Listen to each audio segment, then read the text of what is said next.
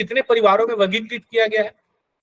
चलिए, तो ये देवनागरी लिपि एवं हिंदी वर्तनी का मानकीकरण, जो कि मानकीकरण जो कि 2024 में इसकी जो अद्यतन इसका जो संस्करण प्रकाशित किया गया, 2024 में प्रकाशित किया गया है। आप सब जानते ही हैं कि प्रोफेसर सुनील बाबूराव कुलकर्णी जी जो है वो इसके निदेशक है वर्तमान में। केंद्रीय हिंदी संस्थान आगरा के भी यही निदेशक है और वे इसके प्रधान संपादक हैं। मैंने आपको बताया कि इसकी मुख्य विशेषताएं दो हैं। एक तो ये कि भारत की 8वीं अनुसूची में सम्मिलित अन्य भारतीय भाषाओं के बहुत सारे ध्वनियों और वर्णों को इसमें सम्मिलित किया गया है इस बार, जो कुल वर्णों की सूची है हमारी उसमें। और साथ साथ कंप्यूटर पर यूनिकोड में किस प्रकार से देवनागरी लिपि को बढ़िया तरीके से हम लोग मानकीकृत कर सकें, इसके लिए इसमें काफी सारी बातें की गई हैं। हम लोग अभी ये बात कर रहे थे कि कितनी भाषाएं जो हैं वो देवनागरी में लिखी जाती हैं, तो इसमें हम लोगों ने देख लिया कुल 22 में से 13 भाषाएं देवनागरी में लिखी जाती हैं या जा सकती हैं। 7 लिखी जाती हैं, हिंदी, संस्कृत, कोंकणी, डोगरी, नेपाली, बोडो और मराठी। तो डोगरी, नेपाली और बोडो ये तीनों भाषाएं लिखी जाती हैं देवनागरी में। डोगरी, नेपाली और बोडो, मराठी और कोंकणी, हिंदी और संस्कृत, 3 2 5 2 7।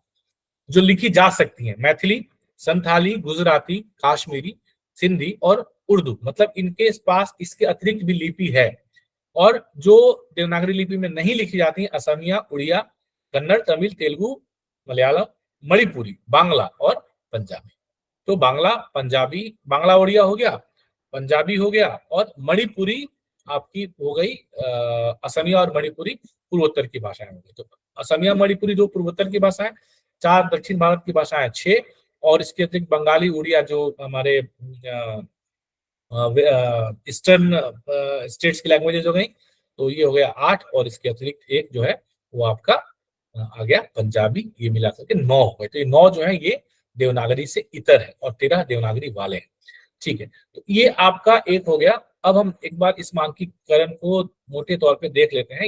ये पीडीएफ मैंने आपके फाइल में डाल दिया है, फोल्डर में, राजभाषा फोल्डर में। उसको आप लोग जरूर निश्चित तौर पे देख लीजिएगा, पढ़ लीजिएगा एक बार हम लोग यहाँ पे ऑन स्क्रीन भी पढ़ लेते हैं। प्रस्तावना भी बहुत सुंदर इसकी लिखी हुई है। इस प्रस्तावना में इन्होंने ये दे दिया है कि भाई क्या आवश्यकता है लिपि की। इतिहास से जो भी हमें प्राप्त हुआ है वह इसलिए संभव हो सका क्योंकि समय के प्रवाह में टिका रहा और हमारी पीढ़ी उसका साक्षात्कार कर सकी। ठीक है, मानव सभ्यता की यात्रा के साथ में स्थापत्य कला, मूर्तिकला, संगीत कला इत्यादि ने हमारी विरासत को संभाल के रखा और हम तक पहुंचाया। परंतु जो ज्ञान, समय के साथ जो ज्ञान मिला उसे संरक्षित रखना एक बहुत बड़ी चुनौती थी। और इसी चुनौती की वजह से धीरे धीरे लोग इस प्रयास में लगे रहे और ऐसे माध्यम की खोज में लगे रहे जो ऐसी सूचनाओं और ज्ञान के का क्षरण होने से बचाए। इसी वजह से इन विचारों को, भावनाओं को और महत्वपूर्ण सूचनाओं को पर्वत शिलाओं पे, गुफा की दीवारों पे, ताम्रपत्रों पे लिखा जाने लगा। इसलिए लिपि के अस्तित्व में आने से हमारा ज्ञान तो सुरक्षित हुआ ही, साथ ही साथ इसकी अनुकृतियां बनाना भी संभव हुआ। मतलब इसको, लिपि के अस्तित्व में आने से ज्ञान को हम लोग आगे चल करके अलग अलग तरीके से हम इसको मतलब रिप्रोड्यूस भी करते रहे। और हमने एक ऐसा व्यापक अनुशासन बनाया लिपि के माध्यम से, लिपि के रूप में, जिससे हमारे विचार देश काल की सीमाओं को अतिक्रांत कर सके। मतलब हमारे जो विचार हैं वो केवल जहां हम हैं वहीं तक सीमित ना होकर के देश को भी और काल को भी, हमारे बाद भी। तो ये लिपि की महत्ता क्या है, इसके बारे में बात हो रही है। देवनागरी लिपि और वर्तनी के मानकीकरण की प्रस्तुत नियमावली ये जो है शुरू की गई थी 1966 में। शिक्षा मंत्रालय द्वारा मानक हिंदी वर्णमाला का प्रकाशन किया गया था। राष्ट्रपति महोदय ने ये अपने आदेश में कहा था 1960 में कि लिपियों को मानकीकृत करने के उपाय किए जाए और शब्दावलियों का निर्माण किया जाए। तो लिपि को लेकर के चिंता जो है मुद्रण प्रणाली वह हमेशा से रही है कि कैसे इसको हम लोग टाइप करें, और विशेषकर देवनागरी लिपि को लेकर के समस्याएं ज्यादा रही है। परंतु कंप्यूटर के आने के साथ में ये चीजें काफी आसान हो गई हैं। चुनौतियां कुछ बदल गई हैं, कुछ खत्म हुई हैं, कुछ नियम बदल गए हैं। और टाइपराइटर के समय में जो दिक्कतें आती थी संयुक्ताक्षरों और हलंतों को लेकर के, वो लगभग लगभग यूनिकोड के आने के साथ में खत्म हो गई है। वर्तमान समय में देवनागरी लिपि और यूनिकोड के सामंजस्य की समस्या थोड़ी कठिन है। बहुत सारे फॉन्ट जो है वो देवनागरी लिपि चिन्हों में अलग अलग तरीके से अलग अलग फॉन्ट अपना लिखते हैं। हिंदी के जो देवनागरी लिपि के जो चिन्ह है, मतलब जो वर्ण है या जो उसकी मात्राएं हैं, ठीक है। परंतु यूनिकोड और देवनागरी के तालमेल में जो विचलन है वह थोड़ी सी बाधा उत्पन्न कर रही है। इस पुस्तक में अन्य भारतीय भाषाओं के विशेषक चिन्हों के लिए आवंटित कोड पॉइंट का भी यथासंभव उल्लेख किया गया। आगे हम देखेंगे कि किस प्रकार से ऐसा हो रहा है कि 14 भारतीय भाषाओं की जो लिपियां हैं उन सभी को हम लोग एक ही यूनिकोड के जरिए लिख सकते हैं, एक ही यूनिकोड के जरिए लिख सकते हैं। ये बहुत ही अच्छी और बहुत ही आसान चीज हो गई है हमें अपनी भारतीय भाषाओं को कंप्यूटर में जो ये लिख रहा है ना, तकनीकी संरेखन, technological alignment of the language, बहुत अच्छा शब्द है, टेक्नोलॉजिकल अलाइनमेंट, तकनीकी संरेखन हो भाषा का। ठीक है, ये हो गया। अब हम देखते हैं देवनागरी लिपि। तो देवनागरी लिपि की अगर हम बात करें तो सभी भाषाओं में लिपियों की तुलना में उच्चारित ध्वनियों को वैज्ञानिक विश्वसनीयता के साथ लिखे जाने की दृष्टि से देवनागरी लिपि की विशेष प्रतिष्ठा है। देवनागरी लिपि के वैज्ञानिकता में एक शब्द आता है ध्वन्यात्मकता। तो इसकी जो ध्वन्यात्मकता है वह इसकी वैज्ञानिकता को प्रमाणित करती है। ये प्रश्न बन जाता है कि हम क्यों ऐसा कहते हैं कि देवनागरी लिपि या हिंदी एक बहुत ही वैज्ञानिक भाषा है, देवनागरी लिपि एक बहुत ही प्रमाणिक लिपि है, क्योंकि इसमें हम जैसा बोलते हैं, जैसा उच्चारण करते हैं, वैसा ही लिखते हैं, सुनते हैं और समझते हैं। क्योंकि इसकी जो विशेषता है वह है इसकी ध्वन्यात्मकता। ये वर्णों का जो क्रम है जो बनाया गया है, उनका जो वर्गीकरण है वह ध्वनियों के आधार पे किया गया है। ठीक है, जो हम बोलते हैं उसके आधार पे ही किया गया। जैसे कंठ से निकला तो कंठव्य, तालु से चिपका तो तालव्य, मूर्धा से आया तो मूर्धन्य, दांत से टकराया तो दंतव्य, और होंठ सटे तो उष्ठ। इस तरीके से हम लोग फिर उसमें उष्म और क्या बोलते हैं, उष्म व्यंजन होते हैं, और क्या होते हैं, हेलो, अंतस्थ। हाँ जी, अंतस्थ व्यंजन होते हैं। कभी कभी मेरे को उष्म के साथ शीत शीत बार बार याद आ रहा था, मतलब उष्म के साथ शीत कहाँ से आ गया। अंतस्थ व्यंजन होते हैं, कुछ कुछ शब्द ऐसे होते हैं ना, उष्म के साथ शीत, उष्म उष्ण के साथ शीत आता है, ऐसे दिमाग में बोलते बोलते आ जाता है।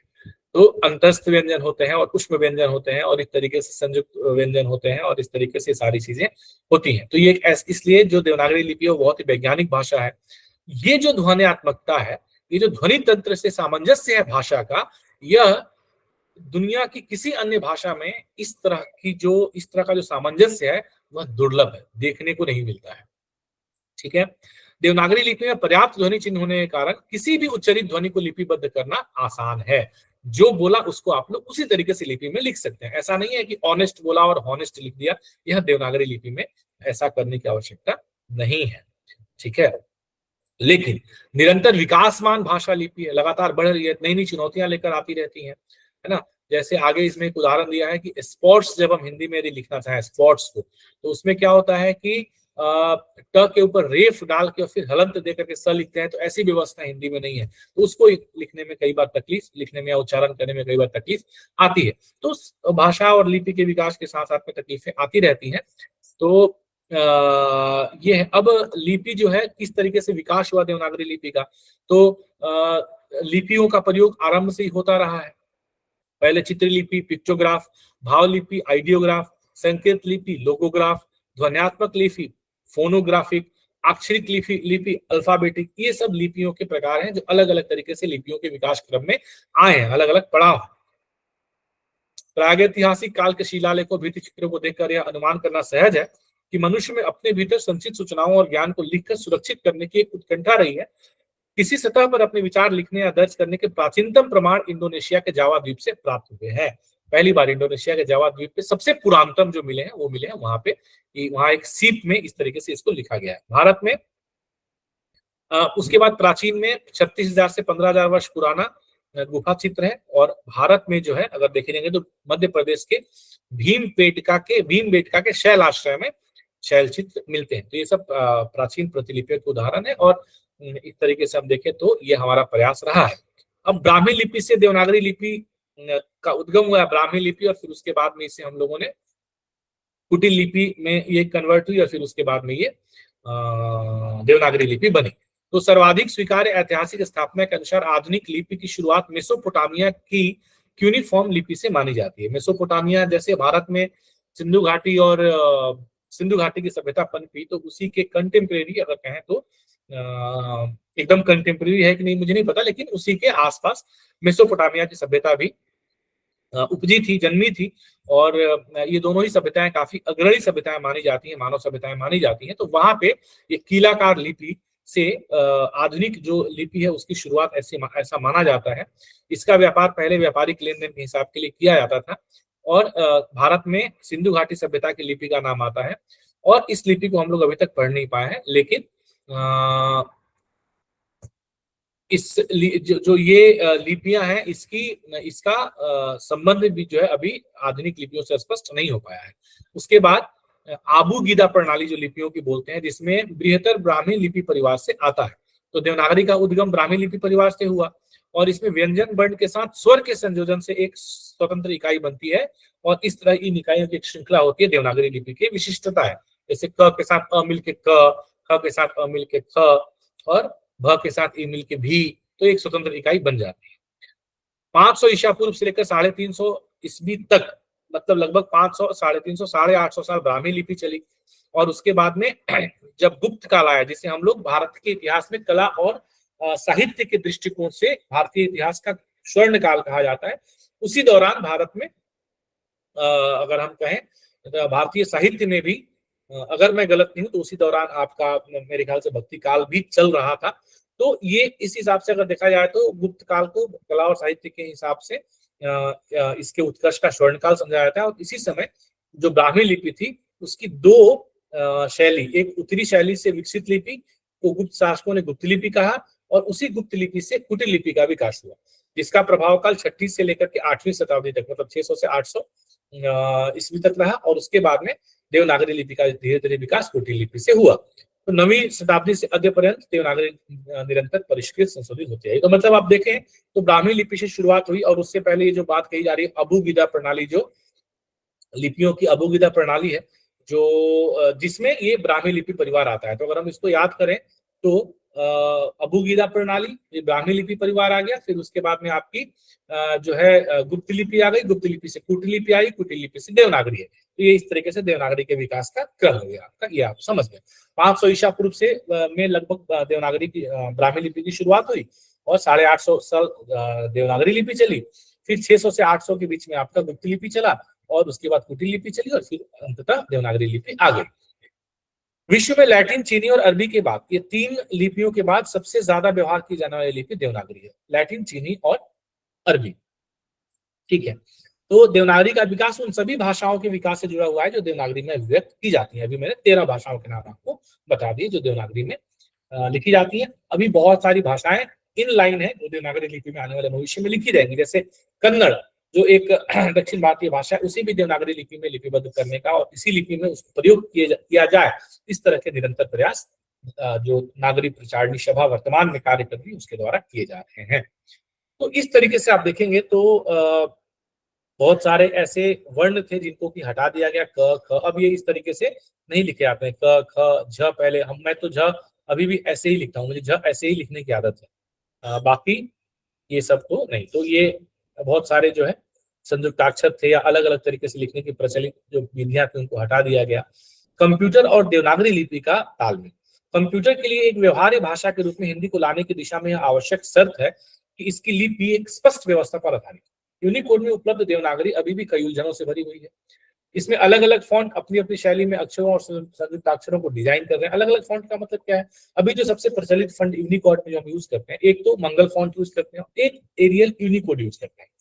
तो अब आप मंगल फॉन्ट की एक अगर आप एक क्या बोलते हैं उसकी सीमा देखें, लिमिटेशन देखें, तो उसमें जब आप संयुक्ताक्षर लिखते हैं, जैसे आपने लिखा रक्त, तो क्या करेगा? र, क, हलंत और त करके आपको दे देगा। तो कई बार ये है तो सही, लेकिन बड़ी असहज सी स्थिति हो जाती है क्योंकि हम उसको ऐसे देखने के आदी नहीं है।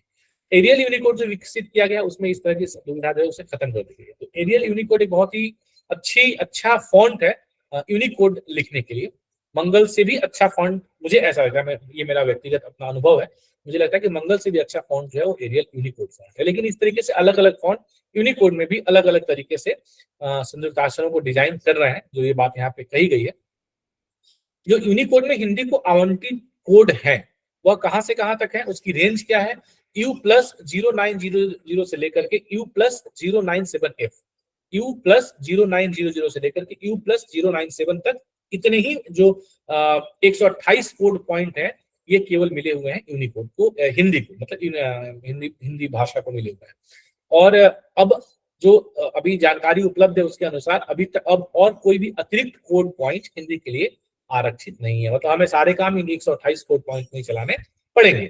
तो जितनी भी भाषाएं हैं देवनागरी में लिखी जाने वाली, या हम तो अन्य भारतीय भाषाओं को भी इसी यूनिकोड में व्यवस्थित कर रहे हैं, तो उनको इन्हीं 128 कोड्स के अंदर में व्यवस्थित किया जाना है। लिपि और उसके साथ वर्तनी का मानकीकरण इस दिशा में किया गया एक प्रयास है कि किसी भी प्रकार से ये U+0900 से U+097F के बीच में जो 128 कोड पॉइंट हमें यूनिकोड के द्वारा दिए गए, इसी में हम लोग ये सारी चीजों को समाहित कर सकते हैं।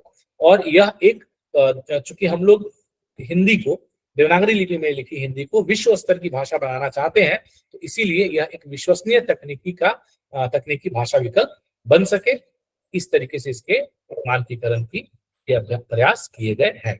अब यहाँ पे एक बहुत महत्वपूर्ण तक जानने लायक आते हैं कि 2011 की जनगणना के अनुसार भारत में 122 मुख्य भाषाएं और 544 अन्य भाषाएं, मतलब 544 और 122। तो अगर देखा जाए तो ये जनगणना के अनुसार 666 भाषाएं भारत में हैं।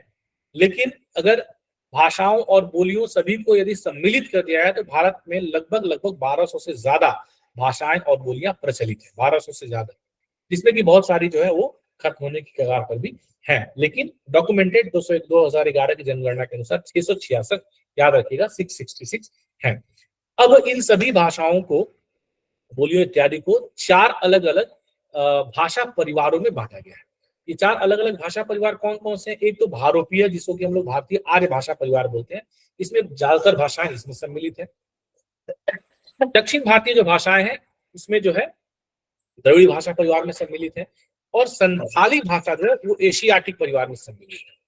ये कई बार ये प्रश्न पूछ देता है। और साथ में बोडो तथा मणिपुरी जो भाषाएं हैं वो चीनी तिब्बती परिवार में सम्मिलित है।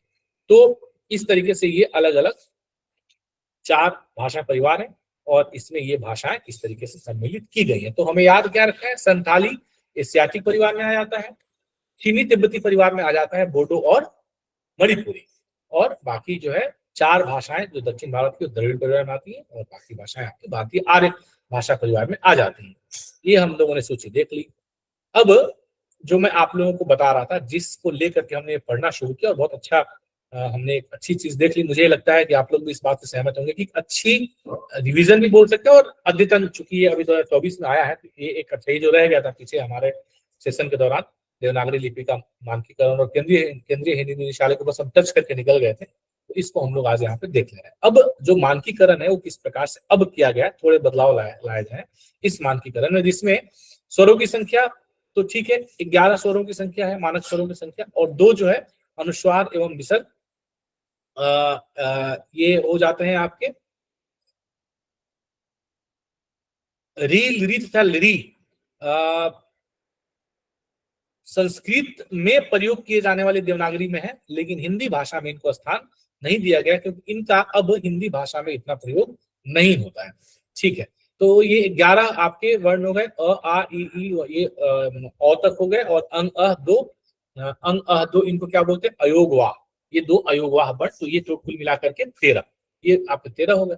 और उसके बाद जो 25 आपके हो गए आप कंठव्य से लेकर के और उस तक आप जब आ जाते हैं तो 25 हो गए, क से लेकर के और म तक, और उसके बाद 4 उष्म 4 अंतर 33 ये हो गए आपके। और इसके बाद 4 जो है संयुक्ताक्षर हो गए, श त्र छ त्र ञ श्र, तो 33 4 37, 2 उत्क्षिप्त हो गए ड़ और ळ, और एक विशिष्ट व्यंजन जो है ये जो इसको मतलब ना ये ल है ना ड़ है, ल और ड़ के बीच में इसका उच्चारण होता है। तो इस तरीके से आप देखेंगे तो ये 33 मूल है, 4 संयुक्त है, और ये जो ल है र जो है ये उत्क्षिप्त है। और इसको बहुत सारी भाषाओं में अलग अलग प्रयोग किया जाता है। मराठी में किया जाता है, पंजाबी में किया जाता है, तेलुगु मलयालम कन्नड़ उड़िया इत्यादि में किया जाता है, तमिल में किया जाता है, तो इसको सब जगह किया जाता है, इसीलिए इसको इस वर्णमाला में स्थान दिया गया है। तो स्टैंडर्डाइज जो वर्णमाला अब की गई है, 13 जो है उसमें स्वरों के उसमें मतलब 11 मूल स्वर और 2 अयोगवाह 13, और 33 और 3 36 यहाँ, तो 36 और 13 कितने हो गए? 49, 49। तो ये 49 वर्ण जो है इनको बिल्कुल ही स्टैंडर्डाइज मानकीकृत कर दिया गया। क्लियर है? तो अब इसमें देखिए ये जो ल है, तो एक तो आपका जवाब यहीं से शुरू हो जाएगा जो आपसे प्रश्न पूछा गया कि अन्य भाषाओं के शब्दों, ध्वनियों, वर्णों को सम्मिलित करने के क्या प्रयास किए जा रहे हैं। अब यहाँ से आप देखिए, परिवर्तित देवनागरी लिपि में स्वीकृत लिपि चिन्ह, बहुत सारे ऐसे लिपि चिन्ह मतलब वर्ण, अगर आप कह सके तो वर्ण, लिपि चिन्ह का मतलब वर्ण होता है, वर्ण समझिए यहाँ पर। तो इनको अलग अलग हमने भाषाओं से लिया है। और यहाँ पे वो बात जो राजेश जी आपका प्रश्न था कि किस प्रकार से अन्य भारतीय भाषाओं को समाहित करने का प्रयास हिंदी में किया जा रहा है।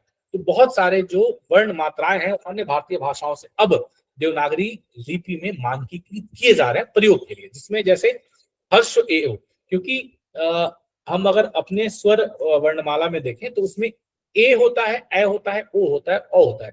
छोटा ए, हर्ष ए का कोई कॉन्सेप्ट नहीं है, लेकिन काश्मीरी और इसमें क्या बोलते हैं, हर्ष ए ओ जो है ये कई सारी भाषाओं में प्रयोग में लाया जाता है।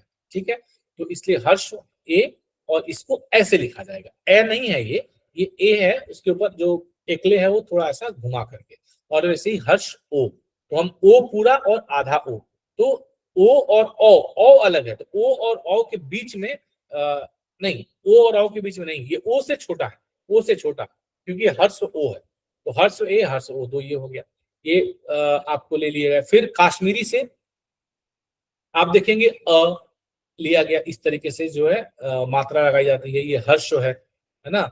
और वैसे ही एक ये और लिया गया है, ये फिर नीचे आप देखेंगे तो ऊपर लगा करके ये चिन्ह, ये आ, ये इस तरीके से इसमें ले लिया गया, ये काश्मीरी से आया। फिर संथाली से देखेंगे तो एक खड़ी पाइप के ऊपर जस्ट छोटा सा एक लाइन खींच करके ये आपका देखिए ये आ गया, है ना, तो ये अ के ऊपर ये, और वैसे ही आ, ये संथाली से आ गया, और ओ ये नीचे बिंदी के साथ, आ में नीचे बिंदी के साथ में।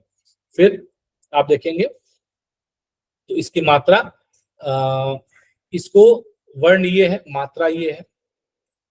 अच्छा, उसके अलावा ये वर्ण मतलब एकले लगा करके और नीचे एक बिंदी लगाएंगे तो ये ए के नीचे आ जाएगा आपका, और ओ के नीचे ये आ जाएगा एक बिंदी। तो ये कुछ वर्ण जो है संथाली भाषा से लिए गए हैं।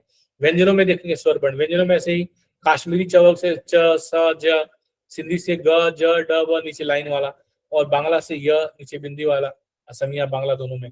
तमिल मलयालम से ल नीचे बिंदी वाला, तमिल से न नीचे बिंदी वाला, तमिल मलयालम तेलुगु कन्नड़ से र नीचे बिंदी वाला, उर्दू से क ख ग ज फ, ये नुक्ता वाले सारे आ गए। और तमिल से ट्र, ये तमिल से लिया गया है। और आप देखेंगे तो तमिल से ही ये देखिए आधा न र पूरा और उसके नीचे नुक्ता ये आ गया। मलयालम से आधा ज र नीचे नुक्ता, संथाली से व पूरा नीचे नुक्ता। इस तरीके से जो है ये सारे शब्द, ये सारे वर्ण जो है अन्य भाषाओं से लिए गए, और अब इनका हिंदी में धीरे धीरे प्रयोग किया जाएगा, और धीरे धीरे हिंदी भाषा के शब्द, देवनागरी के शब्द, मानकीकृत शब्द वर्ण हो तो गए, या मानकीकरण तो कर ही दिया गया, ये प्रयोग में भी अब आ जाएंगे। अनुस्वार और अनुनासिक के संबंध में तो खैर जो पुराने नियम थे वही है। देखिए अनुस्वार और अनुनासिक का बहुत सीधा सीधा हिसाब किताब है कि अगर किसी भी शब्द में जहां पे अनुस्वार या अनुनासिक नासिक के उच्चारण आ रहा है, और उसके बाद जो उसके बाद आने वाला वर्ण है वह उसी वर्ग का है जिस वर्ग का वहां पे अनुनासिक आ रहा है, तो वह अनुस्वार के रूप में बदल जाएगा, वह अनुस्वार के रूप में बदल जाएगा। जैसे आप देखें तो यहाँ पे उदाहरण दिया है चंचल, तो च चंचल य के बाद च, तो वह आ जाए गंगा, अंग आ रहा है गंगा, पंडित अड़ा अड़ा, तो पंडित हो गया, उसको हम पंडित लिख सकते हैं।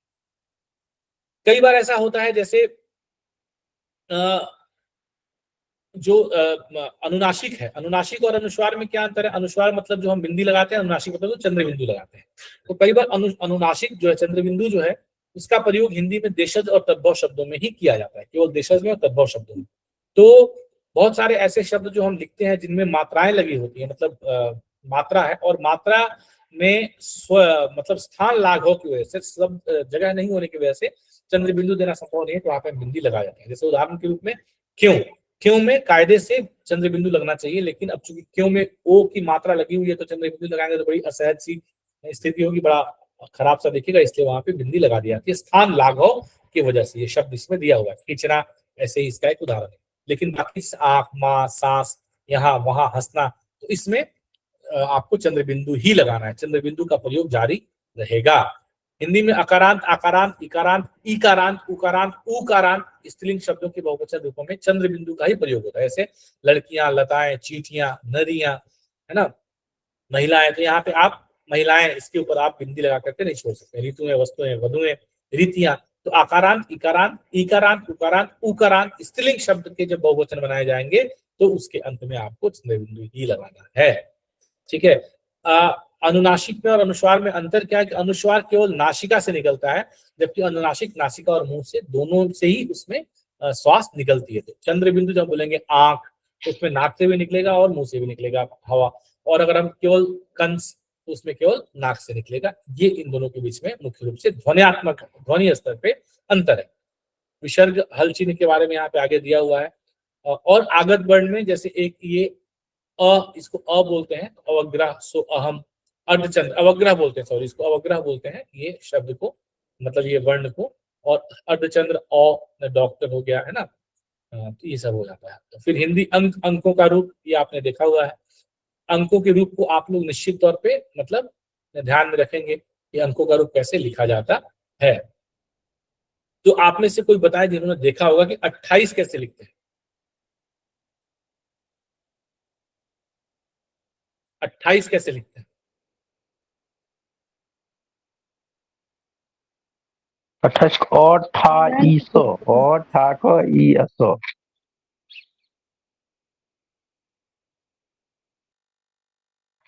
टॉ में हलंत होता है ना।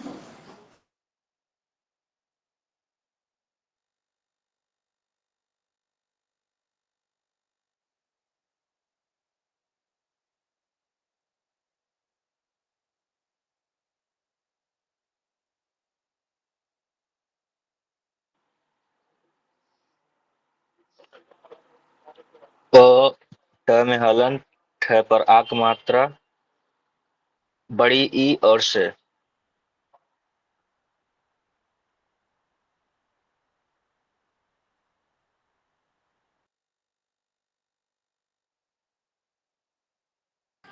ये पीडीएफ ना ऐप में अभी तक अपलोडेड नहीं है।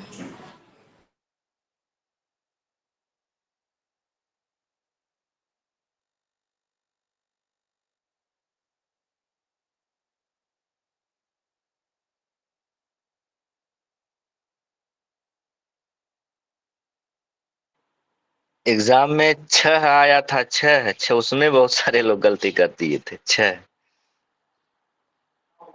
हाँ, तो 28 कैसे लिखेंगे? तो 28 जब लिखेंगे तो उसमें आधा ट और पूरा ठ लिखेंगे। ठीक है। तो ऐसे बहुत सारे जगह पे कंफ्यूजन आती है। और 18 कैसे लिखेंगे? ठा में आत्मा ठा र ह। और 39 कैसे लिखेंगे? 39 सर। 39 या 39? 39 हो गया सर। पहले हम लोग 39 39 पढ़ते थे, लेकिन 39 हो गया। ये सब जो है, हाँ, ये तो आपको ध्यान रखना है। ठीक है। भारतीय अंकों का अंतरराष्ट्रीय रूप ये है। देवनागरी अंकों का, देवनागरी अंक ये हैं। 12 खड़ी आप जानते हैं। मैं इस पता आपको री का प्रयोग होने पे इस तरह से प्रयोग होता है। श्रृंगार कई लोग गलती कर देते हैं। श्रृंगार में हम लोग कई बार स्र करके नीचे लगा देते हैं, मतलब स्र और नीचे री की मात्रा। श्रृंगार में श्र नहीं लगेगा, ये इस तरह से श्रृंगार लिखा जाएगा। श्रृंगार में बहुत गलतियां होती हैं, बहुत गलतियां करने की संभावना भी श्रृंगार में कई बार हो जाता है। तो ये आपको नहीं करना है। हमेशा ध्यान रखें, श्रृंगार हमेशा ऐसा लिखा जाएगा। ये मैं बिल्कुल आपको भारत सरकार द्वारा जारी मानकों की बात बता रहा हूं आपको मैं। ठीक है। बाकी तृप्ति पृष्ठ तो आप लोग सही लिखते होंगे, सही लिखते ही हैं। और देखिए देवनागरी वर्णमाला किस तरीके से परिवर्धित की गई है ना, परिवर्धित की गई है इसको। तो इसमें देखिए देवनागरी लिपि में कुछ प्रतीक चिन्ह जोड़े गए हैं, विशेषक चिन्ह। परिवर्धित चिन्हों को जोड़ने का मूल उद्देश्य यह है कि देवनागरी लिप्यांतरण करते समय अर्थभेदकता की स्थिति में संबंधित भाषा की ध्वनियों का लेखन संभव हो सके। ठीक है। देवनागरी लिप्यंतरण करते समय अगर हम लोग मान लीजिए कि मराठी से देवनागरी में लिख रहे हैं, या मान लीजिए कि हम लोग सिंधी से देवनागरी में लिख रहे हैं, या तमिल से देवनागरी में लिप्यंतरण कर रहे हैं, तो ऐसी स्थिति में अगर जैसे र है, और यदि हम र को ओ वहां पे नुक्ता वाला र है और हम बिना नुक्ता वाला र लिख देते हैं और उससे अर्थ गलत हो जाता है, तो उसको हटाने के लिए ऐसे ध्वनियों को चुन करके यहाँ पे जोड़ा गया है, जिससे कि अर्थवेदकता की स्थिति में ऐसी गलतियां त्रुटियां ना हो और सही अर्थ हम लोग मतलब लिप्यांतरण करते वक्त भी ले पाए। देखिए, लिपि और भाषा, मतलब आप इस बात को समझे, बहुत महत्वपूर्ण पॉइंट है यहाँ पे कि लिपि और भाषा, भाषा में आप अनुवाद करते हैं, लिपि में लिप्यंतरण करते हैं, इससे क्या फर्क पड़ता है? फर्क इससे ये पड़ता है, क्या अंतर है, मतलब लिप्यंतरण और अंतर यह है कि अगर आप ये चाहते हैं कि मैथिली भाषा देवनागरी अपना ले, तो आप भाषा का अंतरण वहां नहीं करेंगे, you will not change the language, उसी प्रकार से वह लिखा जाएगा जैसे वो लिखा जाता है, केवल जो लिखने के चिन्ह होंगे ना वो बदल जाएंगे, वो तिरहुता की जगह क्या आ जाएंगे, वो आ जाएंगे देवनागरी के। तो उसको हम लोग कहते हैं लिप्यंतरण, जैसे हम लोग अंग्रेजी में अक्सर करते हैं, है ना, जैसे हमें लिखना है मोनम, MONAM, ये क्या है, ये लिप्यंतरण है, भाषा नहीं बदला। विजय, विजय, अगर किसी अंग्रेज से पूछ लो व्हाट इज मीनिंग ऑफ विजय, तो घबरा जाएगा, उसको पता नहीं है विजय की मीनिंग क्या है, क्योंकि अंग्रेजी में विजय शब्द ही नहीं है। क्या नहीं सर, हिंदी वाला ही है ये। हिंदी वाला है, हिंदी वाला बता देगा, विजय बोलो तो उसको नहीं पता कि वो अंग्रेजी में लिखा है कि वहां हिंदी ट्रम्प बोलने लगेंगे वो सर, ट्रम्प, है ना। ट्रम्प। हाँ, तो वो जो है, इसलिए हमें हमें पता है कि विजय का मतलब क्या होता है। तो भाषा चाहे लिखे हम उसको किसी भी लिपि में, लेकिन भाषा कौन सी है विजय, किस भाषा का शब्द है? हिंदी। हिंदी का है सर। लिपि आप डॉक्टर, आप किसी भी लिपि में लिखें, है तो आपका लैटिन उसका शब्द ही है, लैटिन भाषा का। तो ऐसे ये लिपि और भाषा का ये अंतर होता है, ठीक है। तो इसीलिए लिप्यांतरण करते समय ये अर्थविदग्धता की स्थिति ना हो, इसके लिए इस तरीके से बदलाव लाए गए, ठीक है। देवनागरी लिपि को भारतीय भाषाओं के लिप्यंतरण का सशक्त माध्यम बनाने के लिए अपेक्षित है कि देवनागरी में अन्य भाषाओं की ध्वनियों की सूचक प्रतीक चिन्हों का विकास किया जाए। अतः विभिन्न भाषाओं के भाषा विशेषज्ञों के साथ विचार विमर्श करने के बाद परिवर्धित देवनागरी का विकास किया गया है, जिसमें दक्षिण भारत की भाषाओं के साथ साथ काश्मीरी, बांग्ला, मराठी, उड़िया तथा असमिया भाषाओं के विशिष्ट स्वरों और व्यंजनों के साथ साथ सिंधी और उर्दू की विशिष्ट ध्वनियों के लिप्यांतरण के लिए देवनागरी में अपेक्षित परिवर्धित किया गया है, ये परिवर्धन किया गया है। तो इस तरीके से ये सारे यहाँ पे एड ऑन कर दिए गए हैं, बहुत अच्छी बात है। देवनागरी लिपि में जिन ध्वनियों के लिए कोई चिन्ह उपलब्ध नहीं है, अर्थात जो ध्वनियां हिंदी भाषा में स्वनिमिक स्तर पर विद्यमान नहीं, मतलब इसको बोल नहीं सकते ऐसी ध्वनि, उनके लिए विशेषक चिन्ह निर्धारित किए गए। उदाहरण के लिए दक्षिण भारतीय भाषाओं में एवं कश्मीरी में हर्ष ए और ओ उपलब्ध है, किंतु देवनागरी में वे स्वनिमिक स्तर पे उपलब्ध नहीं है। हर्ष ए और ओ कैसे बोलेंगे आप, बोलने के स्तर पे उपलब्ध नहीं है, तो इसके लिए उनके लिए विशेषक चिन्ह जो मैंने आपको दिखाया, ए के ऊपर ऐसा मतलब ऐसा घुंडी सा बना दिया, ओ के ऊपर घुंडी सा बना दिया, तो हर्ष हो जाएगा। आने वाले समय में आपको यह लेखन मतलब लिखित रूप में भी देखने को मिलने लग जाएगा, क्योंकि अभी अभी यह परिवर्तित संस्करण आया है।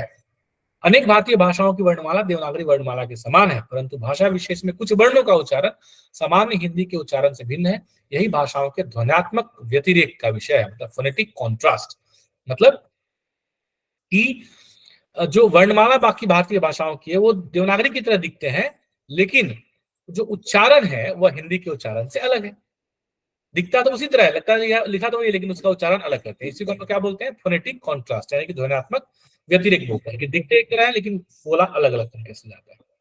अब यूनिकोड किस तरीके से दिए गए हैं, तो संविधान के अष्टम अनुसूची में परिगणित अन्य भारतीय भाषाओं की विशिष्ट ध्वनियों को व्यक्त करने के लिए देवनागरी वर्णमाला में जो विशेषक चिन्ह जोड़े गए हैं उनकी अद्यतन स्थिति यहाँ पे वर्णित है।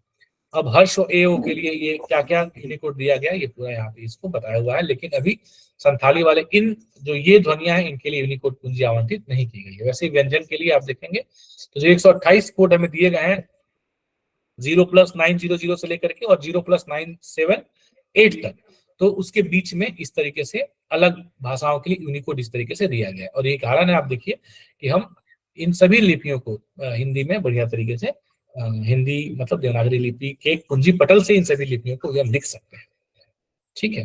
तमिल मलयालम जो देखिए जैसे ये है तमिल में, इसको हिंदी में ट्र कहा जाता है। सामान्य तौर पर यदि आप देखेंगे तो हिंदी में ट्र शब्द हिंदी भाषा में प्रयोग नहीं होता है। आप में से किसी को यदि ट्र हिंदी भाषा के शब्द में कोई ध्यान आ रहा हो तो बताइए, कोई ऐसा शब्द जो ट्र जैसे प्रयुक्त हुआ हो, हिंदी भाषा का शब्द। अंग्रेजी ट्रक ट्रस्ट, ट्रक हाँ ट्रक ट्रक तो अंग्रेजी भाषा का ट्रक शब्द अंग्रेजी नहीं, भाषा है ना। भाषा के शब्द राष्ट्रपति वो भी अंग्रेजी भाषा का है। राष्ट्रपति में सर होता राष्ट्र है, जैसे हाँ राष्ट्रपति में है, राष्ट्र उष्ट्र में है, तो है राष्ट्र है ठीक है, जी। हाँ, है तो है, लेकिन उसे जो है तमिल से भी इस तरीके से, ये जो तमिल का है उसको यहाँ पे उठाया गया है। वैसे ही देखिए ये न र, आधा न र नुत, ये तो हिंदी में नहीं है, ये तो निश्चित तौर पे नहीं है, तो ये लिया गया। वैसे ही मलयालम से ज नुत र, ये मलयालम में ऐसे लिखा जाता है और इसको देवनागरी में ऐसे लिखा जाएगा अब, है ना, जरा नर, तो अब ऐसे ऐसे नरा लिखा गया, तो हम लोग इसको कैसे ऐसे भी लिख सकते थे, अगर मैं आपको बताऊं, मतलब कैसे न और उसमें वो प्र वाला र दे करके लिख सकते थे, है ना, नरा। तो अब देखिए समान तौर आने पे वाला समय में एक देश एक भाषा एक लिपि हो जाएगा सर, लगता है 50-100 साल में। हाँ एक हाँ, देश एक भाषा एक लिपि। आप जैसे जो भाषा वैज्ञानिक जब पहुंचेंगे तो हो ही जाएगा, है ना। कल ऐसे ही मेरी चर्चा हो रही थी, तो हम लोग चर्चा करते करते एक इस क्या बोलते हैं उसको, हाँ, भाषा करते करते एक पॉइंट पर आ गए। पहुंचे, मतलब एक कंक्लूजन कंक्लूजन, कंक्लूजन निष्कर्ष पे पहुंचे, निष्कर्ष नहीं, कुछ और शब्द मैं याद करना चाह रहा हूँ, नहीं आ रहा, खैर चलिए। तो ये कि अनुवादक मूल रूप से जो है वे भाषा वैज्ञानिक है, we are actually the language scientist, क्योंकि भाषा विज्ञान का एक महत्वपूर्ण भाग अनुवाद है, और भाषा विज्ञान में मतलब भाषा विज्ञान की आवश्यकता सबसे अधिक अनुवाद के लिए है, अगर देखा जाए तो, ठीक है। तो और उस अनुवाद को करने वाले हम अनुवादक हैं, तो हम एक तरीके से भाषा वैज्ञानिक हैं। तो अब जो है आप में से कई सारे लोग जो मन में ये सोच के कुंठित होते रहते हैं, जो नौकरियों में है कि हम तो जो है अनुवादक हैं, आप अपने आप को भाषा वैज्ञानिक हैं, we are the language scientist and feel proud, ठीक है। तो इस तरीके से आप देखिए, बिल्कुल आप सही करें कि एक देश एक लिपि एक भाषा, ये सब चीजों का जो खैर भाषा तो हम नहीं कर सकते, और लिपियों को भी हमें खत्म करने की कोई आवश्यकता नहीं है, जितनी लिपियां रहेंगी ये सब हमारी धरोहर है, तो होनी चाहिए, लेकिन ये इस तरीके से जो है अभी वर्तमान में ये प्रयास किए गए हैं। वैसे ही देखिए मैथिली में भ और क की जगह अथवा भ क के स्थान पे यूनिकोड के इस चिन्ह का उपयोग करते हुए भ क लिखा जाएगा। तो अब ये जो इसके लिए क्या ऊपर दिया था, एक शब्द दिया था, इसके लिए क्या दिया था, क्या है ये, कौन सा चिन्ह है, ऊपर दिया था ना इसका नाम, नहीं तो है, इसका नाम दिया था अवग्रह, मैं इनको अवग्रह बोल रहा हूँ, इसको अवग्रह बोल रहे हैं। तो ये जो अवग्रह है यही है ना, ये उल्टा तो नहीं है?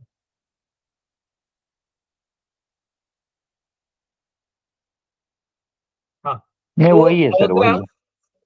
जो मैथिली का है ये इसके स्थान पे अब इसको ऐसे लिखा जाएगा भ क, है ना, इसका उपयोग करते हुए ये 93 का उपयोग करेंगे, भ का इस रूप में लिखा जाएगा और वैसे पढ़ा जाएगा। वैसे ही मणिपुरी की मौखिक भाषा में दो तरह का तान स्पष्ट रूप से अभिव्यक्त होते हैं, परंतु इसकी लिपि मैती में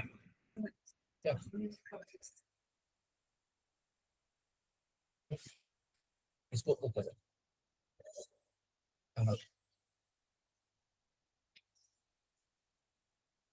तो मौखिक भाषा में दो तरह के तान स्पष्ट रूप से अभिव्यक्त होते हैं, किंतु इसकी लिपि मैती में इसके लिए कोई तान अंकित नहीं किया गया है। तो बोलने में टोन है लेकिन लिखने में नहीं। तो इस तरीके से देखिए पंजाबी तानयुक्त भाषा है, उसमें तान है, टोन है, परंतु वर्तनी में उसके लिए कोई चिन्ह अंकित नहीं किया गया। तो इस तरीके से ये अभी किया गया। प्रयोक्ताओं की सुविधा के लिए पुस्तकों में दी गई कुंजी यूनिकोड से सवार उद्धृत है, इससे संबंधित जानकारी वेब लिंक इसमें पे उपलब्ध है। अगर आप चाहते हैं, लेकिन ये नॉट फाउंड दिखा रहा है, कोई बात नहीं, देख लेते हैं, ठीक है। तो ये यूनिकोड से संबंधित, वैसे ही इतना जरूरी भी नहीं है, जो मतलब यूनिकोड में बनाना तो हमें नहीं, प्रयोग ज्यादा करना है, प्रयोग करने के लिए इसको U0900 को जानने की आवश्यकता नहीं है, ठीक है। अब हम आ जाते हैं सीधे अपने अगले उस पे, हिंदी वर्णमाला लेखन विधि में हम आते हैं, हिंदी वर्तनी का मानकीकरण, ठीक है। मानकीकरण में आप देखेंगे तो हिंदी वर्तनी में दो चीजें हैं, एक तो जो लिपि है इसके वर्ण और दूसरे इसके वर्तनी। ठीक है, तो किसी भी भाषा को सीखने सिखाने में सहायक या बाधक बनने वाले दो प्रमुख कारक हैं, व्याकरण और लिपि। लिपि का एक पक्ष है सामान्य और विशिष्ट स्वरों के लिए पृथक प्रतीक वर्णों की उपलब्धता, उसका परस्पर स्पष्ट आकार भेद, लिखावट में सरलता, स्थान लगाव, पर्यायत लगाव, ये सब कुछ थोड़ा टेक्निकल चीजें हो गई। दूसरा पक्ष है वर्तनी। तो एक ही स्वर को प्रकट करने के लिए विविध रूपी वर्णों का प्रयोग वर्तनी को जटिल बना देता है और यह लिपि का एक सामान्य दोष माना जाता है। यद्यपि देवनागरी में यह कम है, फिर भी उसकी अपनी कुछ विशिष्ट कठिनाइयां हैं। इसीलिए केंद्रीय हिंदी निदेशालय ने वर्तनी के मानकीकरण के लिए नियम बनाए हैं। जैसे अगर हम संयुक्त रूप से खड़ी पाई वाले व्यंजनों को संयुक्त रूप बनाएंगे तो खड़ी पाई को हटा करके बनाएंगे, जैसे ख्याति, जो मैं अभी बता रहा था कि हलंत डाल करके बनाए जाते हैं, तो ऐसा नहीं करेंगे। ख्याति, व्यास, श्लोक, वह इस रूप से लिखा जाएगा, न कि मतलब ख में हलंत और इस तरह से। वैसे ही क और फ के हुक के आधे भाग को हटाकर, तो ये तो आप जानते हैं, ज्यादा इसमें कुछ कैसे लिखना है इसके बारे में कहा जा रहा है। अच्छा, ये चिन्ह अब ऐसे लिखने के लिए बोल रहा है, मानक, न कि जैसे हम लिखते हैं।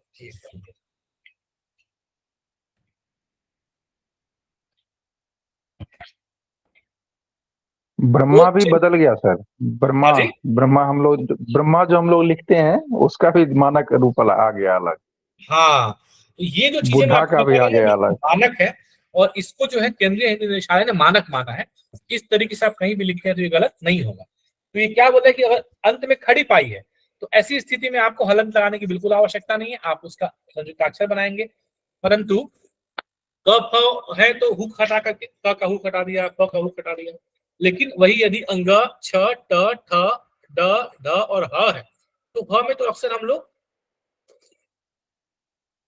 ऐसे कर लेते थे, जैसे हम लोग पहले लिख लेते थे ह में, ब्रह्मा को हमने क्या किया, ऐसे लिखा, ह लिखा और इसमें म करके ऐसे हमने ब्रह्मा कर दिया। वैसे ही चिन्ह भी हम लोग छ लिख करके ह लिखते थे और अंदर में ऐसे चिन्ह ऐसे लिख लेते थे, है ना ये। पर इसको अब हटा करके और सीधा सीधा इस तरीके से कर दिया गया। ठीक है, आसान भी है, लिखना भी आसान है। बुढ़ा, ऐसे बुढ़ा में जैसे ड ढ हम लोग करते थे, ड और ढ आ, बुढ़ा ऐसे करते थे। तो ये इस तरीके से, लट्टू में भी हम लोग ऐसे कर लेते थे, ट लट्टू ऐसे करते थे, है ना। तो इनको हटा करके हम इस तरीके से कर सकते हैं। उच्छ्वास में भी च छ दोनों संयुक्त करने में थोड़ा मुश्किल होता था वांग में, तो ये ऐसा। लेकिन द के साथ अर्धस्वर य और व आने पर हलंत के स्थान पर संयुक्त व्यंजन बनाने को प्राथमिकता दी जाएगी। द के साथ य या व आ रहा है तो हलंत नहीं लिख करके, मतलब इसको इस प्रकार से लिखना नहीं है, विद्या जो है ऐसा नहीं लिख करके ऐसा लिखना है। हालांकि हालांकि प्राथमिकता दी जाएगी, मतलब ये लिख दिया तो गलत नहीं होगा। र के तीनों रूप प्रचलित यथावत रहेंगे, प्रकार, धर्म, राष्ट्र, ये आप जानते हैं। ट्र और ड्र जो भी है,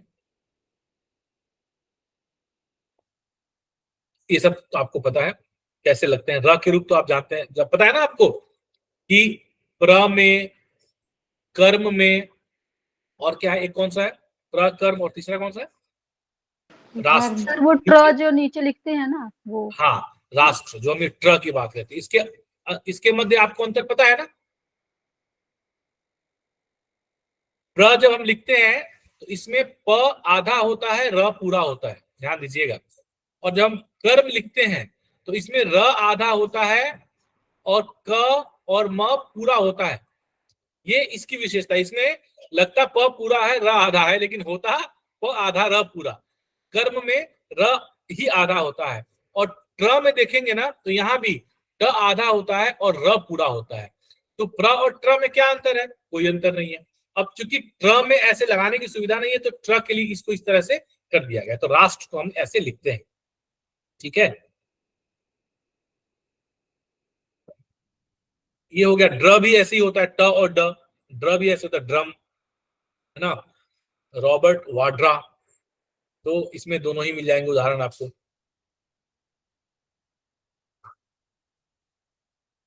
ठीक है, श्र का यही प्रचलित रूप मान्य होगा, श्र ऐसे ही चलेगा, इसको नहीं बदला जाएगा, है ना।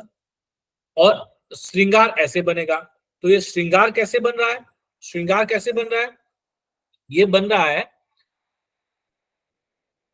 देखिए अब इसको समझिए आप लोग, ये मतलब थोड़ा समझने वाला है, आप जानते भी होंगे वैसे कि श में यदि हम र मिला रहे हैं तो ये बन रहा है श, और यदि हम श में री मिला रहे हैं, दोनों अलग है, श में री मिला रहे हैं तो ये बन रहा है श्री, ऐसा ऐसा। तो ये श्री जो है ये श में री मिल के बन रहा है, री मिल रही है और यहाँ श में र मिल रहा है, तो यहाँ तो ये ऐसा और ये, तो जो जो गलती त्रुटि हमसे होती है वो ये होती है, ये हम श्रृंगार मतलब मैं तो कई बार लिख देता हूँ ऐसे, ऐसे लिख देते हैं, आप भी हो सकता है आप में से कुछ लोग लिख देते हो, लेकिन अब नहीं लिखेंगे, अब ऐसे लिखेंगे, ठीक है।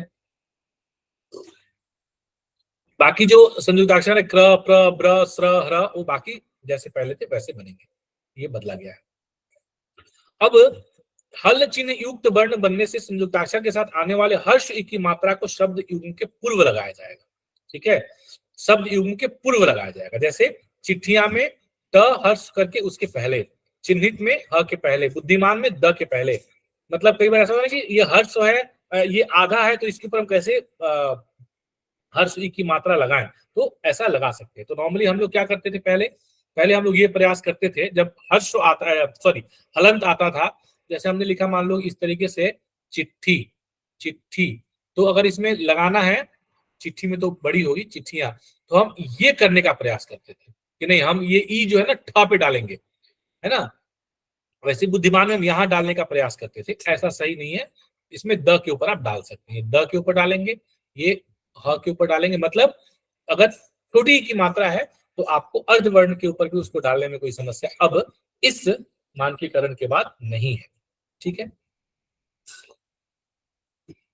अच्छा ठीक है, अब ये देखें, हिंदी के कारक चिन्ह सभी प्रकार के संज्ञा शब्दों में प्रतिपदिक से पृथक लिखे जाए। जैसे अगर संज्ञा शब्द है तो राम ने, राम को, राम से, राम का, सेवा में, संज्ञा से है तो कारक चिन्ह अलग लिखे जाएंगे।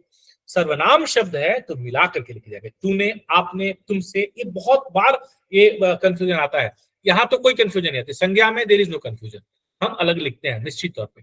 सर्वनाम में कई बार हम ऐसे लिखते हैं मुझको, मुझसे, है ना, मेरे से कई बार लिख देते हैं, तो मेरे से भी गलत है, अशुद्ध है, मुझसे सही है, ठीक है, उसने, उसको, उससे, मुझको, तो ये आपको सर्वनाम शब्द के साथ जो कारक चिन्ह आएंगे उनको साथ में लिखे जाएंगे। यदि दो कारक चिन्ह हो तो फिर क्या करेंगे, पहला मिला के लिखा जाएगा, दूसरा अलग लिखा जाएगा, उसके लिए, इसमें से, ये दो कारक चिन्ह हो गए, तो ये पहला मिला के दूसरा अलग से, ठीक है। सर्वनाम और कारक चिन्ह के बीच ही या तक अगर ये निपात प्रयोग किए जाते हैं तो फिर कारक चिन्ह को प्रयोग अलग लिखा जाता है। अच्छा, ये बहुत महत्वपूर्ण है ना। अब आप ही के लिए, मुझ तक को, है ना, तो ही या तक ये दोनों निपात यदि बीच में आ गए तो तब कारक चिन्ह निश्चित तौर पर अलग लिखा जाएगा। संयुक्त क्रियापद जब भी हम लिखते हैं फिर अलग अलग लिखे जाएंगे, जैसे पढ़ा करता है, आ सकता है, जाया करता है, खाया करता है, जा सकता है, कर सकता है, तो दोनों जो क्रियापद है तो दोनों के संयुक्त क्रियापदों में दोनों क्रियाएं अलग अलग लिखी जाएंगी, पढ़ा करता था, खेला करेगा। योजक चिन्ह रहेंगे राम लक्ष्मण के बीच में, चाल चलन, हंसी मजाक, लेन देन, सामासिक चिन्ह जिसको योजन चिन्ह बोलते हैं, पढ़ना लिखना, खाना पीना, खेलना कूदना, ये रहेंगे, ये कहीं नहीं हटेगा। लेकिन समानता सूचक सा से सी आदि से पूर्व हाइफन रखा जाए, जैसे तुम सा, छुरी सी, तो रखा जाए तो यहाँ पे रखो ना भाई, तुम सा, है ना, छुरी सी, इसके पूर्व हाइफन रखा जाए, सा से सी के पहले हाइफन रखा जाएगा। तत्पुरुष समास में हाइफन का प्रयोग केवल वही किया जाए जहां उसके बिना भ्रम होने की संभावना हो, अदरवाइज जरूरत नहीं। जैसे भूत तत्व यहाँ पे आप करें, लेकिन जैसे राम राज्य, राजकुमार, गंगा जल, ग्रामवासी, आत्महत्या, इनके बीच में नहीं करना। जटिल संधियों से बचने के लिए भी करें, जैसे द्वि अक्षर, अब इसमें द्वि अक्षर ई और अ मिलाकर के तो बहुत जटिल संधि बन जाएगी, तो आप हाइफन कर सकते हैं। द्वि अर्थ, है ना, कई बार हम लोग द्वि अर्थी लिखने में हम ऐसे लिख देते हैं, द्वि अर्थी, जो कि शुद्ध नहीं है, द्वि डैश अर्थी लिखना उचित है। नहीं तो यहाँ ई और अ का फिर संधि करना पड़ जाएगा। ई और अ की संधि करने से क्या बन जाता है, कौन सी संधि होती है, द्विगु, यण संधि। ई और अ की नहीं। यण संधि होती है ना, तो ई और अ की यण संधि का कोई उदाहरण बताइए। इत्यादि से। इत्यादि, इति, आदि, इत्यादि, तो ये हो जाता है आपका। तो उस तरीके से ये आपको लिखेंगे तो बहुत मुश्किल हो जाएगा, तो ऐसा नहीं लिखेंगे। द्विअर्थी आप इस तरह से नहीं लिखेंगे जो हम समान तौर पे लिख देते हैं, हमेशा बीच में एक डैश डालेंगे, त्रिअक्षर ऐसा, ठीक है। परंतु नामवाची समस्त पदों पर यह लागू नहीं होगा। जैसे त्र्यंबक, वहां आपको अब चूंकि त्र्यंबक नाम है, त्र्यंबकेश्वर, तो यहाँ पे त्रिअंबकेश्वर ऐसा नहीं लिखेंगे आप। नामवाची है, नाम ऐसे से लिखा जाएगा। अव्यय में तक, साथ आदि अव्यय पृथक, यहाँ तक आपके साथ मिलेगा नहीं, है ना।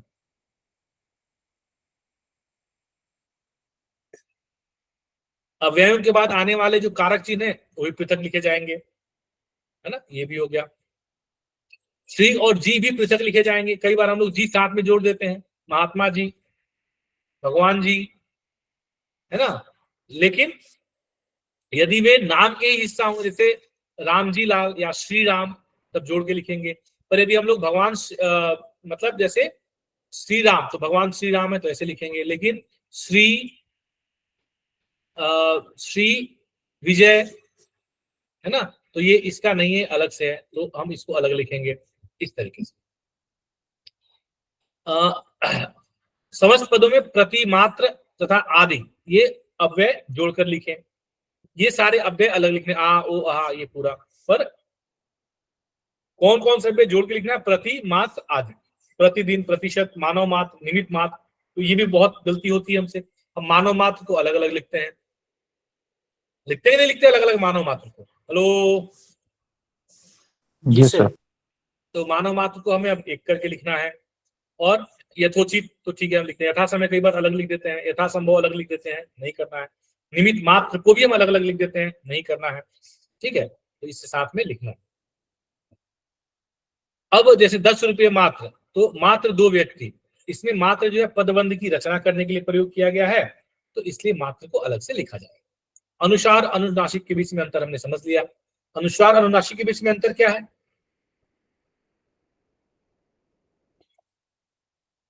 अनुनासिक का अर्थ होता है चंद्र बिंदु, अनुस्वार का होता है बिंदु केवल। और दोनों के उच्चारण में क्या अंतर है? अनुस्वार जो नाक से किया जाता है सर, और अनुनासिक में नाक और मुंह दोनों से, नाक और मुंह दोनों से निकलती है, वो अनुनासिक होता है। बहुत बढ़िया, ठीक है। तो ये अनुस्वार अनुनासिक का हमने ऑलरेडी ऊपर पढ़ लिया, ये चीजें वैसे ही हैं। कुछ शब्दों में, संस्कृत कुछ शब्दों में अनुस्वार का प्रयोग म का सूचक है, जैसे अहम, एवं, शिवम, तो ये इसकी जगह पे ये लिखा जाना भी सही है, गलत नहीं है। अच्छा, पंचम वर्ण यदि द्वितीय रूप में साथ में आए तो उसको हम लोग अनुस्वार से नहीं करेंगे, जैसे अन्न, सम्मेलन, सम्मति, ये जो हमने नहीं पढ़ा, ठीक है। अनुनासिक चिन्ह यहाँ पे हमने बता दिया, है ना। अब अनुनासिक जो है उनके प्रयोग के बिना प्रायः अर्थ में भ्रम की संभावना बनी रहती है। जैसे अगर हमको हंस लिखना है, तो अगर हमने हंस में चंद्र बिंदु के बजाय अनुस्वार कर दिया तो क्या हो जाएगा? ये हंस हो जाएगा। तो क्या हंस और हंस दोनों एक ही है? नहीं है, अलग अलग है। तो इसीलिए इस तरह के अर्थ में भ्रम की संभावना बनी रहती है, इसीलिए इसको अलग अलग, मतलब चंद्र बिंदु और इसके बीच में हमें इसको देखना और उस हिसाब से प्रयोग करना जरूरी है। चंद्र बिंदु का प्रयोग केवल तद्भव और देशज शब्दों के साथ में होता है, ये आप लोग याद रखिएगा, ठीक है। विसर्ग की हम बात करते हैं, तो विसर्ग जो है, जैसे हिंदी में जैसे लिखा जाता है, ऐसे हिंदी में दुख में विसर्ग की जरूरत नहीं है, तो कोई आवश्यक नहीं है कि हम उसमें इसका प्रयोग करें। लेकिन जब यदि संधि या समास के साथ तत्सम रूप में प्रयुक्त हुए हों ये शब्द जो विसर्ग वाले, से दुखानुभूति, दुखार्थ, दुखान, तो उसमें यूज होगा। मतलब दुखांत लिखेंगे तो विसर्ग आएगा दु के बाद, और दुख लिखेंगे तो नहीं आएगा,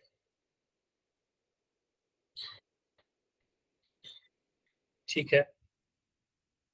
तत्सम शब्दों के अंत में प्रयुक्त विसर्ग का प्रयोग अनिवार्य, अतः, पुनः, स्वतः, ये ठीक है।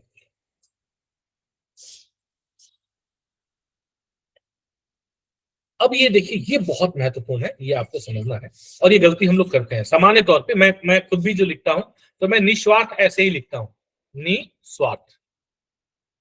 और नहीं तो ज्यादातर लोग क्या करते हैं, वो ऐसे लिख देते हैं। लेकिन निस्वार्थ लिखने का सही तरीका ये है, निशेष ये है, निसंतान ये है, ठीक है।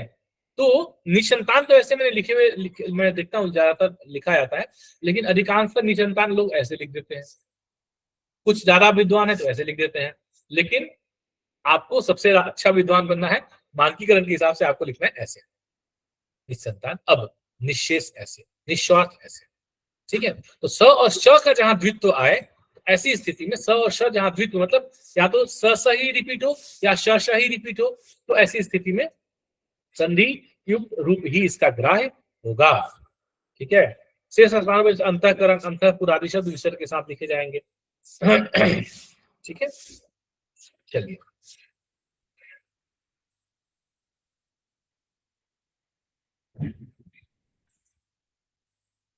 अच्छा, ये कह रहा है कि जो जिन शब्दों में विसर्ग लगाना है उन्हें आखिरी वर्ण जिसके साथ विसर्ग लगा सब मिला करके लिखा जाए। जैसे हमने लिख दिया कि फूल के पर्यायवाची है सुमन कुसुम, तो ये थोड़ा दूर लिखा जाए ऐसे, जब हम इसको कॉलम चिन्ह के रूप में प्रयोग कर रहे हैं, है ना, ऐसे। नहीं तो यहाँ इसको भी ऐसे लिख करके लिख दिया तो ये कई बार विसर्ग होने जैसा लगने लगता है।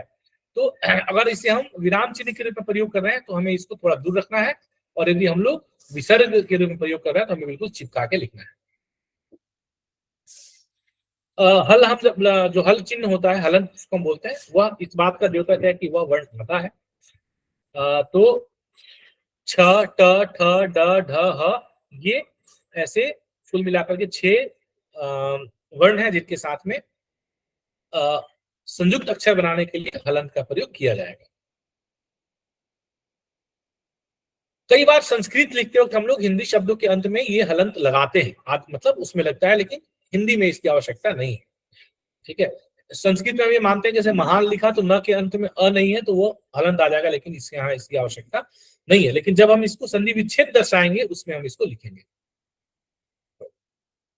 ठीक है, संस्कृत से लिए गए अवयवों में हलंत मूल भाषा के अनुसार अपरिवर्तित रहेगा, जैसे अर्थात, आत्मसात, पश्चात, अकस्मात, प्राक। तो जो संस्कृत से लिए गए अव्यय हैं और तत्सम रूप में हम उनका प्रयोग कर रहे हैं तो उसमें हम लोग हलंत लिखेंगे। मतलब अर्थात आप ऐसे लिखेंगे,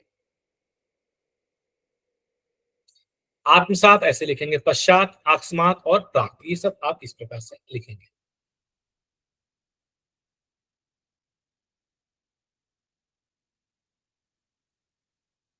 कभी कभी बोल रहा है कतिपय, कभी कभी अव्ययतर शब्द भी हलंत के साथ लिखे जाएंगे, जैसे वाक, वाकपटुता। वाकपटु हो गया तो आधा हो जाएगा, नहीं तो वाक लिख रहे तो वैसे भागवत, है ना। अवग्रह, संस्कृत पदों में संधि के अवर्ण के लोप को संकेतिक करने के लिए अवग्रह चिन्ह का प्रयोग किया जाता है। जैसे सो और अवग्रह ची अहम लिख दिया, मतलब अ हट गया बीच में से, अलोप हो गया, शियो अहम, है ना। तो ये प्रयोग अब होता रहेगा, लेकिन इसको लिखने में जो बताया गया कि अब एक जो है इसके ऊपर अ के ऊपर डंडी, इस तरीके से ये लिखा जाएगा जैसा ऊपर बताया गया, संथाली से इसको लिया गया है। स्वर्ण परिवर्तन, संस्कृति मूलक तत्सम शब्दों की वर्तनी को ज्यों का त्यों ग्रहण किया जाए। ठीक है, तो जो भी तत्सम शब्द है वो एज इट इज हम इनको प्रयोग करेंगे। ए और औ का प्रयोग, है और लौ, है ना। तो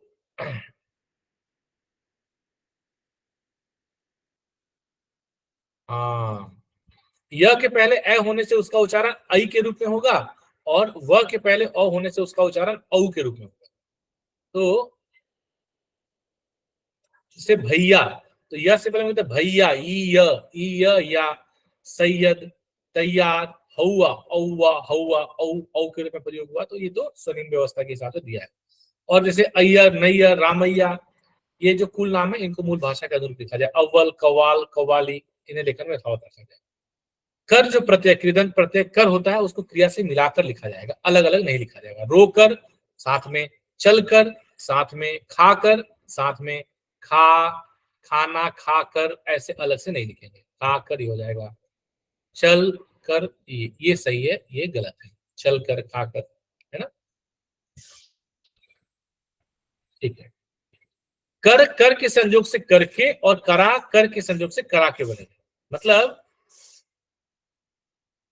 जैसे ये बड़ा अच्छा देखिए, जैसे हमें कहना है कि मैं पढ़ाई कर कर आ गया, यहाँ पे कर कृदंत प्रत्यय है, मतलब क्रिया से बना हुआ प्रत्यय है, और कर जो है वो क्रिया है। मैं पढ़ाई कर कर आ गया, तो इसको हम कैसे, वैसे हम लिखते ऐसे नहीं लिखते, वैसे लिखते हैं और पढ़ाई करके आ गया, तो कर कर को कर कर।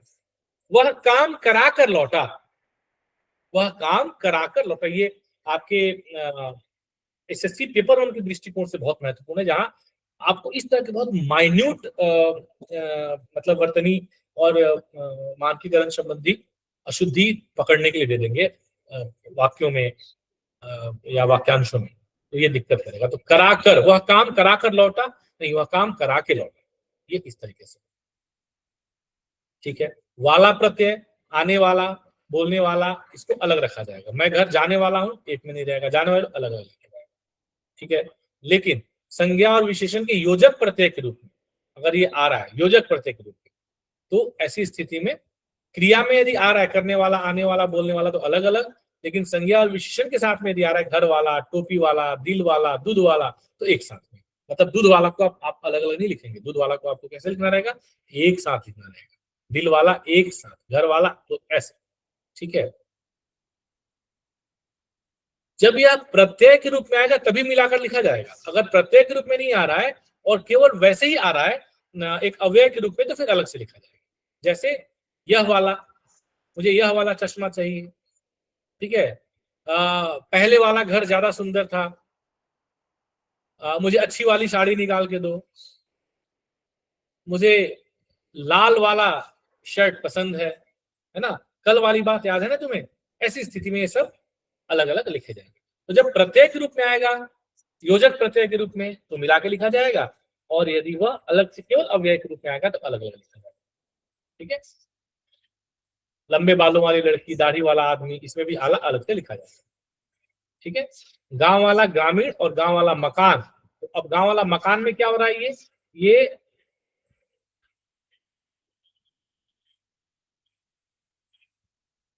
यहाँ पे ये योजक प्रत्यय के रूप में आ रहा है संज्ञा के साथ में। गांव वाला मकान ये अलग से एक अव्यय के रूप में आ रहा है, गांव वाला मकान। श्रुति मूलक य और व, य और व कैसे करेंगे, जैसे जाना क्रिया है, उसके लिए हमने गया लगाया, गई लगाई, गए लगाया, तो ये गया, गई, गए, ये इस तरीके से सही है, न कि इस तरीके से। ये बहुत गलती होती है और ये बहुत कंफ्यूजन क्रिएट करता है कि हम कैसे लिखें। तो हम ये सोचते हैं, मतलब ये हमारे लिए रहता है कि हम गया, गई और गए, ऐसे लिखे या फिर ऐसे लिखे, खाया, खाई, खाए, है ना। तो य और व जब भी आएगा क्रिया के अंत में, तो ऐसी स्थिति में ये ई और ए में कन्वर्ट हो जाएगा, उसके मतलब रूपों में, जैसे बहुवचन रूप या स्त्री क्या बोलते हैं इसको, स्त्रीलिंग में, या बहुवचन उस रूप में ये ई और ए में कन्वर्ट हो जाएगा, रेदर देन य पे ई की मात्रा और य पे ए की मात्रा के तुलना में, ठीक है। लेकिन अगर विशेषण होगा तो ये होगा, अगर क्रिया होगा तो ई ए होगा, विशेषण होगा तो य पर ई की मात्रा और य पे ए की मात्रा होगी। मतलब नए ऐसे आप नहीं लिखेंगे, नए को आप लिखेंगे ऐसे, ठीक है। नई ऐसे नहीं लिखेंगे, जो कि हम ऐसे लिखते हैं बहुत, नई दुनिया करके, तो मुझे लगता है कि एक अखबार भी आता है कोई, नई दुनिया, और ऐसे ही लिखा जाता है। तो य का प्रयोग विशेषण में ऐसे होगा, क्रियापदों में ऐसे होगा। क्रियापदों में भूतकाल में स्त्रीलिंग के लिए ई प्रत्यय और भूतकाल पुल्लिंग बहुवचन अथवा आदरार्थक बहुवचन के लिए ए प्रत्यय लगाने का नियम है। जहां श्रुति मूलक य व्याकरणिक परिवर्तन न होकर शब्द का ही मूल तत्व हो, वहां पे वैकल्पिक श्रुति मूलक स्वरात्मक परिवर्तन करने की आवश्यकता नहीं है। जैसे अस्थाई, अव्ययी भाव, दायित्व। अब अस्थाई में यह उसी का, मतलब ये अलग से हमने नहीं लगाया है, अस्थाई शब्द का ही वह भाग है, अव्ययी भाव में शब्द का ही भाग है, दायित्व में शब्द का ही भाग है, तो वहां पे हमें करने की आवश्यकता नहीं। तो ये तो फिर गलती नहीं होती है, लेकिन नया नए और गया, गई, गए, इसमें गलती बहुत होती है अक्सर। तो इसको आप ध्यान में रखेंगे कि यदि विशेषण शब्द के ऊपर हम लगा रहे हैं तो य पे ई एक की मात्रा लगेगी, और यदि संज्ञा के साथ क्रिया के साथ लगा रहे हैं तो ऐसी स्थिति में उसके ई और ए इस तरह से लिखा जाएगा। विदेशी ध्वनियां जो उर्दू शब्द से आए हैं, जैसे नुक्ता हिंदी में प्रचलित नहीं है, लेकिन उर्दू से आया है, तो देवनागरी की मूल हिंदी वर्णमाला में नुक्ते को नहीं रखा जाना, मतलब रखा जाना आवश्यक नहीं। जैसे कलम को कलम में लिखेंगे किला किला, दाग दाग, उसको ऐसे कलम किला दाग ऐसा लिखना आवश्यकता नहीं है। अगर उर्दू से हम हिंदी में लिख रहे हैं, उर्दू के किसी मूल पाठ को हम हिंदी में लिप्यांतरण कर रहे हैं, ऐसी स्थिति में आप नुक्ते का प्रयोग कर दीजिए, लेकिन देवनागरी में उसकी आवश्यकता नहीं है। उर्दू के जो शब्द हिंदी ने आत्मसात कर लिए, वहां नुक्ते के प्रयोग का कोई औचित्य नहीं है। समझ में आ रहा? जो शब्द हम लोग हिंदी में प्रयोग कर रहे हैं और निरंतर प्रयोग कर रहे हैं, जैसे बहुत जज्बा एक शब्द हम लोग उसको हिंदी में प्रयोग करते हैं, अल्फाज हम लोग प्रयोग करते हैं, तो जो हिंदी में प्रयोग कर रहे हैं उसमें नुक्ते की आवश्यकता नहीं, बिना नुक्ते के हम लिख सकते हैं, वो गलत नहीं है।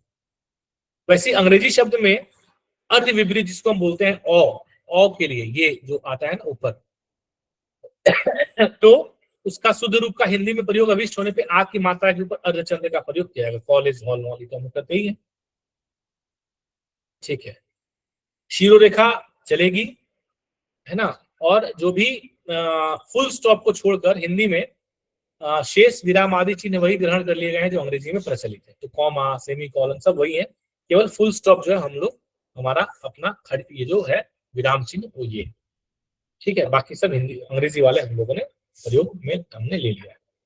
हिंदी में संख्यावाचक शब्दों की एक पूर्वता के लिए ये सारा हो गया, हमने देख लिया। 69 है ना, 79, 89, 99, 99 होता है, 98 होता है। अभी देखिए 18 में केवल ठ है, 28 में ट है, 58 में ट है और 98 में ट है। तो 28, 58, 98 में ट है, 18 और 88 और 78 में केवल ठ है, ठीक है। 38, 48 वैसे ही आप देखेंगे 49, 50 से पहले 49, लेकिन 40 से पहले 39, नॉट 39। तो 50 से पहले 49 है, 60 से पहले 59 है, 70 से पहले 69 है, ठीक है। 80 से पहले 79 है, 89 हो गया। तो याद रखने वाला क्या है, 49 तो ठीक है, 49 होता है, हमने कभी गलती नहीं की, लेकिन 39 में बहुत गलती होती है। 39, 39, 39, 39 नहीं, 29 ठीक है, 19 ठीक है, यहाँ तक कंफ्यूजन होता है। 88, 58 और 18, सॉरी 88, 78 और 18 ये तीनों में ठ है, और 58, 28 और 98 इन तीनों में ट है, ये आप ध्यान रखेंगे। इसके अलावा और क्या होता है कंफ्यूजन, 71, 71 में होता है तो 71 होगा। ए से कहीं भी कोई भी संख्यावाचक शब्द शुरू नहीं हुआ, ये ध्यान रखें, ई से शुरू हुआ है। 71, 91, जबकि सामान्य तौर पर पढ़ने में हम लोग क्या करते हैं, 91, 92, 81, 82, 83, तो 81 नहीं 81, 71, 72 बोलते हैं, 71, 61, 62 नहीं 61, 51, 52, 51, 41 नहीं 41, 31, 21, हम लोग 21, 32, 33 ऐसे बोलते हैं, नहीं। तो ए शब्द कहीं भी प्रयोग नहीं लाया गया। वैसे ही 95 नहीं 95 हम लोग बोलते हैं, नहीं 95, 75 बोलते हैं अक्सर, नहीं 75, ठीक है ना। और क्या है, बस यही है सर। 57 बोलते हैं बोलने के क्रम में, 57, 57 नहीं 57, 57 है ना, है ना। तो ये सब है और इसमें कुछ नहीं यार। 83, 84, 82, 87, 89, 90 बाकी तो ठीक है, 93, 92 ठीक है। तो 95 नहीं 95 होता है। फिर क्रम सूचक में पहला, दूसरा, तीसरा, चौथा ऑर्डिनल नंबर से बोलते हैं, ये हो गया। भिन्न में वही तो आपको पता है, समय के लिए भी पता है, ठीक है। पैराग्राफ में कैसे बदलेंगे, तो जहां पे एबीसी आ रहा है या छोटा एबीसी आ रहा है वहां पे क ख का प्रयोग करना है, ठीक है। और जहां कोष्ठ दिया वहां कोष्ठ देना है, ठीक है। लेकिन 1, 2, 3 जहां पे आवश्यक है वहां हिंदी और देवनागरी दोनों में, इंग्लिश और देवनागरी दोनों में 1, 2, 3 ऐसा आप रख सकते हैं। तो इस तरीके से ये पूरा का पूरा हम लोगों ने एक तरीके से जो देवनागरी लिपि का मानकीकरण किया गया उसको हमने पूरी तरीके से देख लिया, जो कि बहुत ही महत्वपूर्ण था। राजेश जी के प्रश्न से शुरुआत हुई थी, लेकिन एक अच्छा खासा हमारा एक ये कह सकते हैं कि रिवीजन बहुत आवश्यक था, वो हो गया। बहुत सारे लोग चले गए, बहुत कम लोग बचे हैं। जो बचे हैं आखिर में उन लोगों ने आखिर तक इस चीज को समझा जाना, ठीक है, बहुत बढ़िया। और अगले 2 दिन हमारा सेशन नहीं होगा, हो सकता है कि मंडे ट्यूसडे को भी शायद सेशन ना कर पाऊं मैं, मेरी कुछ व्यक्तिगत बाध्यता है सुबह के समय की, परंतु आज शाम को हम एक लीगल पैसेज अवश्य करने का मैं प्रयास करूंगा। आज रात को 9 बजे प्रयास करूंगा, मैं फिर भी अश्योर नहीं कर रहा हूँ, थोड़ी सी कुछ बाध्यताएं आ गई हैं इस हफ्ते मेरे साथ में, जिस वजह से थोड़ी सी थोड़ी सी चीजें डिस्टर्ब रहेंगी, लेकिन ट्यूसडे और थर्सडे का जो रेगुलर हमारा क्लास है वो तो चलेगा ही चलेगा। तो इसके साथ ही हम आज के सेशन को यहाँ पे खत्म करेंगे। Thank you so much.